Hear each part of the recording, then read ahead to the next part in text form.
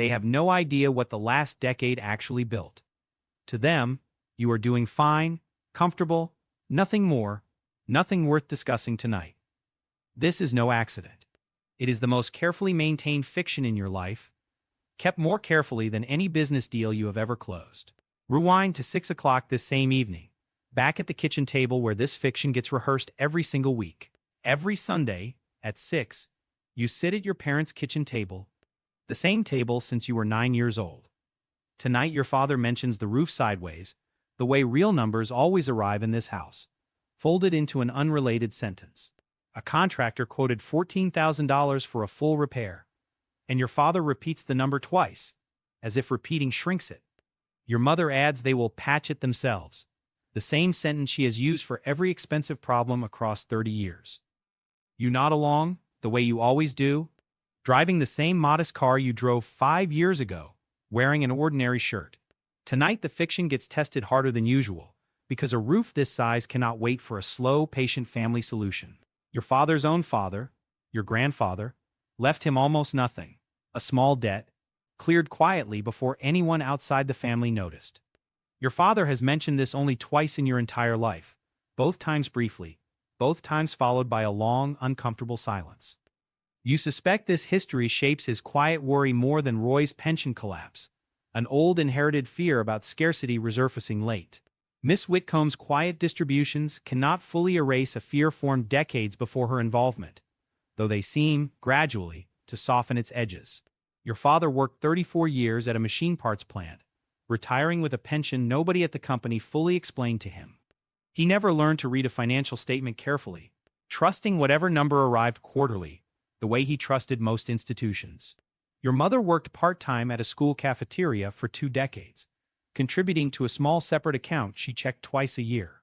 Between them, the math was never really the point. Enough to feel steady, never enough to feel safe, was the entire design of that generation's version of security. Growing up, money in your house was a quiet, constant background presence, never a crisis exactly, though never fully comfortable either. You learned early to ask for little, and your parents learned early to give what fit quietly, without ever discussing amounts. A distant uncle, at a funeral 2 years back, asked loudly in front of relatives whether you had done well financially. You gave a short, deflecting answer, and your mother quickly changed the subject, protective of you in a way never fully explained. You realized later she assumed the uncle's question embarrassed you, implying failure, when the truth ran in the opposite direction entirely. You let her keep this protective assumption, another small, harmless untruth folded quietly into the much larger one underneath. A neighbor of your parents, a woman named Doris, lost her son to a falling out over an inheritance dispute 5 years back. Your mother mentions Doris occasionally, always with the same quiet, unspoken relief your own family avoided this particular kind of wound. You have never told her how deliberately this avoidance was engineered, or how much thought went into keeping money off the table. She believes the closeness in your family is simply luck, good character, the ordinary outcome of raising children reasonably well. 9 years ago, you told them about a raise, an honest, modest one, expecting nothing beyond a shared, easy moment of pride. Instead, your mother tried handing you $200 from her own savings the following week, insisting you might need it eventually. You refused, gently, and she looked wounded in a way no argument about the money itself would ever properly explain. You understood, slowly, over the following months, what happened. The raise had quietly taken something from her, not given her anything. For 30 years, she had been the one occasionally slipping you cash, covering a bill, filling a gap when you were younger. A single sentence about a raise threatened to end this role. And she was not ready, not this early, to lose it. You never told them again, not about the second raise, not about the first real bonus, not about anything which followed after. The silence was not modesty. It was the only way to let her keep being useful in a life she helped build. 2 years ago, a smaller emergency tested the arrangement differently. A car accident leaving your mother briefly needing physical therapy sessions. Insurance covered the accident itself, though the extended therapy schedule cost more than her modest supplemental coverage was ever built to handle. Miss Whitcomb arranged another quiet distribution within a week, timed once again to resemble an ordinary quarterly adjustment nobody questioned closely. Your mother completed the full therapy schedule without ever once worrying aloud about cost, an absence you consider a genuine gift. Your mother once asked, half joking, whether you had a secret fortune hidden somewhere, laughing at her own question before you answered. You laughed too, easily, the practiced ease of someone who has rehearsed this exact deflection long before she ever asked it aloud. A cousin of yours, on your mother's side, once asked at a wedding why you never seemed interested in a bigger house. You said something vague about liking your neighborhood, and your mother, overhearing, smiled with visible relief at the modest, simple answer. She has always worried, quietly, about children growing distant once money enters a family, changing holidays, changing conversations, changing who owes whom. You have watched this happen to other families, wealth arriving loudly, and relationships rearranging themselves around it within a single difficult year. Your own approach removes this specific risk entirely, at the cost of removing something else, the simple relief of full honesty. You weighed this trade many times over 6 years, and each time, protecting the ordinary shape of Sunday dinner wins clearly. This is the mechanism, taking years to name properly.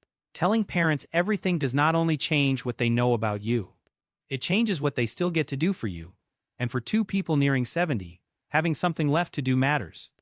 Your sister Claire handles most of their day-to-day errands now, groceries, doctor appointments, the small logistics of getting older gracefully. She has no idea about your actual finances either, assuming, like your parents, a modest, ordinary life roughly similar to her own. 6 years ago, you found a quiet way around the silence, not lying exactly, but building something adjacent to it deliberately.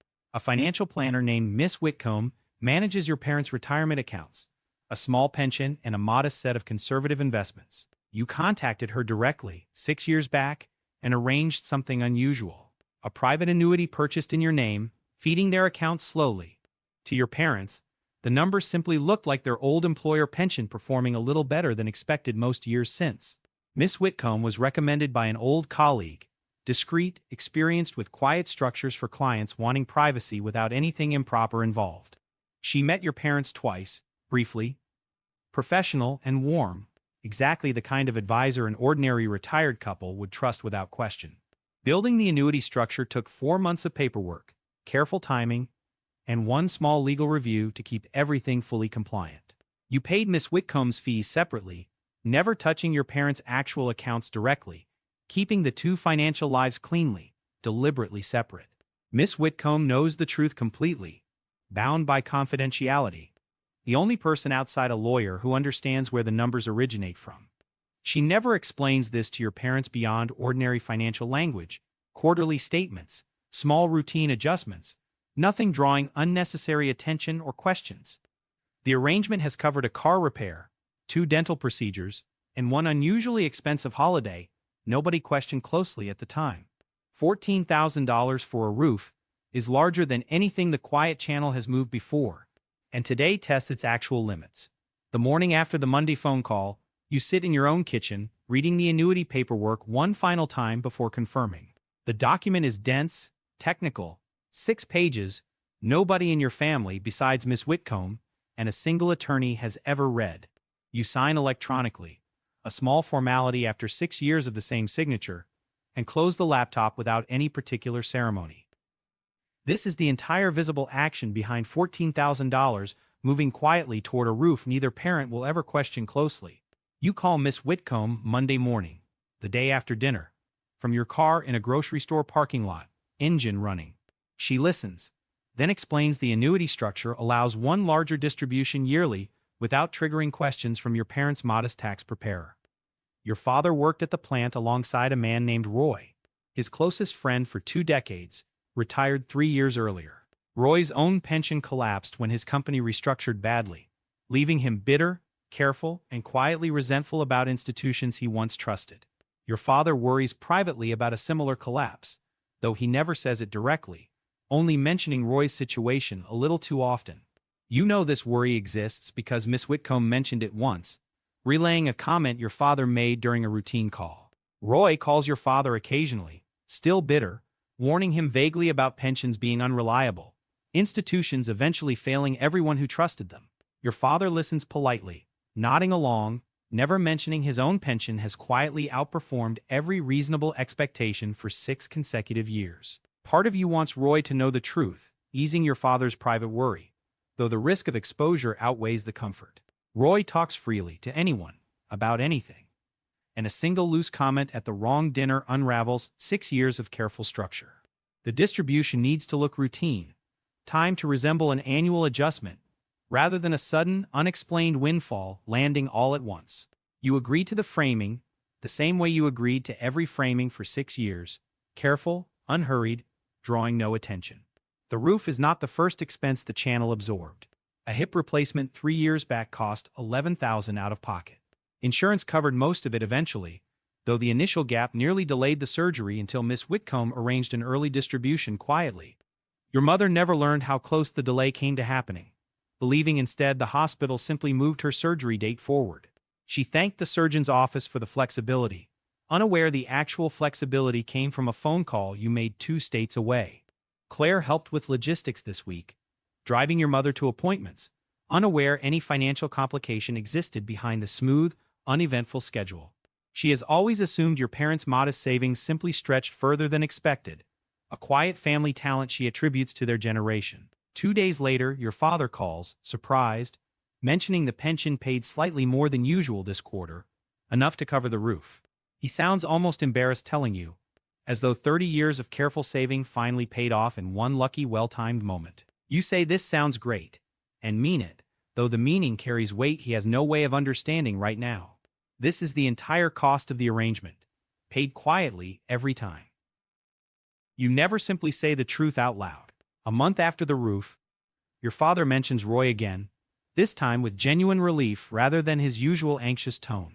Roy finally found a part-time consulting gig, modest income, though enough to ease his own daily worry about outliving his savings. Your father seems lighter about money overall lately, less prone to circling back to Roy's situation as a cautionary, worrying tale.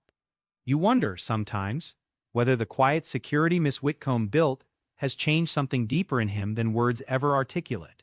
Claire calls the same week, curious, mentioning she reviewed the account statement and found the pension performance oddly inconsistent with the market. She works in operations, not finance, though she reads numbers carefully, and something about this particular quarter caught her attention immediately. You deflect gently, mentioning old employer pensions sometimes behave strangely, unrelated to markets, tied instead to outdated funding formulas. Nobody explains well. She accepts this mostly, though you notice, for the first time in 6 years, a small flicker of genuine unresolved curiosity. Claire, curious after the account comment, mentions the situation to her husband, working loosely in insurance, who finds the structure odd. He suggests, half joking, the old company must have set aside a hidden fund nobody remembered, a generous, forgotten corporate gift. Claire repeats this theory to you at the next dinner, laughing, and you laugh along, letting the invented explanation quietly take root. It is not a lie exactly, only an absence of correction, the same small absence holding the arrangement together for 6 years. This is the closest anyone has come to the structure since Miss Whitcomb built it, unsettling you more than expected. Claire is thorough. Thorough people eventually ask the right question, even when the wrong answer has held steady for years already. You consider, briefly, telling her everything, splitting the secret's weight with someone already carrying most of the family's daily logistics. You decide against it, not from mistrust, but because 2 people holding a secret double the chances it eventually reaches your parents. Your parents' house itself carries a small mortgage balance, refinanced years ago, quietly paid down faster than either of them realizes. Miss Whitcomb routes small additional principal payments twice yearly, framed as an old refinancing benefit neither parent ever questioned or researched. At this pace, the mortgage clears 18 months early, a fact your father will likely credit to nothing more than good luck. You have stopped counting how many pieces of their financial life quietly trace back to the same source, all disguised, all ordinary looking. Your father asks occasionally whether your own career pays enough, a gentle, recurring worry left over from decades of parental habit. You tell him you manage fine, the same modest sentence used for 15 years. Technically true, deliberately incomplete every single time. He nods, satisfied, The way a parent nods when a child confirms the story they already expect to hear, comfortable, familiar, safe. You have given him exactly what he needs from the conversation, reassurance, without ever giving him the number sitting behind it. Your father sometimes mentions leaving you and Claire something eventually, an inheritance he assumes will be modest, ordinary, unremarkable in size. You never correct this assumption, letting him plan around a number far smaller than reality, because the planning itself brings him comfort. This is the strangest part of the arrangement, standing to inherit money you quietly gave in the first place, disguised as theirs. You have made peace with this particular irony, understanding the point was never the money circling back, only the dignity staying intact. The roof gets repaired within 3 weeks. A crew finishing on an ordinary Tuesday, nobody in the family marks as significant. Your father mentions it briefly at the next Sunday dinner, relieved, already moving on to some unrelated story about a neighbor's dog. Your father, at a later dinner, jokes about finally affording a vacation, somewhere warm, something he and your mother postponed for decades. You offer to help research flights, an ordinary visible gesture sitting beside the much larger invisible one nobody at the table sees. Your mother laughs, saying between the pension and your help, they might manage it this year, unaware which help she truly means. You let both meanings sit in the same sentence, comfortable, the way similar sentences have sat for 6 quiet years running. Your mother says the pension has been kind lately, and thanks you for nothing specific, simply for being present at the table. You accept the thanks the way you always do, quietly, aware it belongs elsewhere, in an arrangement she will never fully see. Miss Whitcomb sends a brief note each January. A private summary meant only for you, tracking the true total moved so far. Over 6 years the number has grown considerably. A private ledger of roofs, hips, therapy sessions, and one quiet, generous vacation fund. You read the January note alone, in your kitchen, the only moment each year the arrangement exists in plain written language. Then you file it away, the way you file most things about this particular part of your life, carefully, privately, permanently unspoken. Claire's own son, your nephew, starts college next year, and your parents already worry aloud about helping cover unexpected extra costs. You have quietly told Miss Whitcomb to expect a larger request within the year, time to arrive disguised as a graduation gift. Nobody has asked you for anything directly. You know your family well enough to see the request forming months before it arrives. This is what 6 years of quiet attention builds. Not only money moved carefully, but a fluency in a family's unspoken patterns. This year, for the first time, your father asked whether you had ever considered starting your own family, settling down properly somewhere. You said you were focused on work for now, another small deflection, protecting a life far more settled than he currently imagines. He worries, you suspect, you are struggling privately in ways unrelated to money. And this worry troubles you more than money itself. Some fictions protect dignity. This one, you admit privately, mostly protects a boundary you are not ready to explain even to yourself. A year from now, another expense will likely surface, a car, a procedure, something ordinary aging tends to produce with quiet regularity. Miss Whitcomb will likely receive another call from a grocery store parking lot, and the pension will likely perform well again, conveniently. Miss Whitcomb, over 6 years, has become something closer to a quiet partner in your family's well-being than an ordinary financial advisor. She remembers your mother's hip surgery date without checking notes, and once mentioned Roy by name before you had described him fully. You pay her a premium rate for this discretion, well beyond ordinary advisory fees, and consider every dollar of it fully justified. Trust this specific and this quiet does not exist at any standard rate a typical financial services contract would ever properly price. Sometimes you picture the conversation you would have, if you ever chose honesty, seeing your mother's face across the same table. You picture her pride briefly, before picturing the quieter loss following it, the loss of 30 years of being needed this way. The pictured conversation never survives past the second image. And you close the thought the way you close most difficult thoughts. Quietly, without discussion, filed beside the January notes, the annuity paperwork, and 6 years of small, deliberate, protective silences. Claire will likely ask another question eventually, sharper than the last, deflecting again, the way you have for years. This is the true cost of protecting two people's dignity 30 more years. Not money. The permanent, private weight of never explaining. You will keep driving the same modest car in front of them, wearing ordinary shirts, mentioning nothing beyond an ordinary life. Not because you are ashamed of what you built, but because their pride in raising you was never yours to quietly take.